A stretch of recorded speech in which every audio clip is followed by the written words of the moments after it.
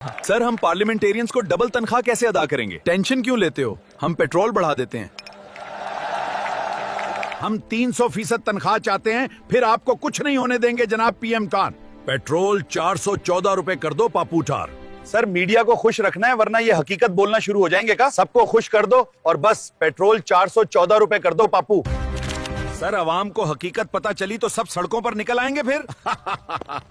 घबराओ नहीं पागले, हमने पुलिस को ऑर्डर दे दिया। आए मेरे अल्लाह माँ, इन जालिमों को भी गरीबी का मजा चिखा था वाह।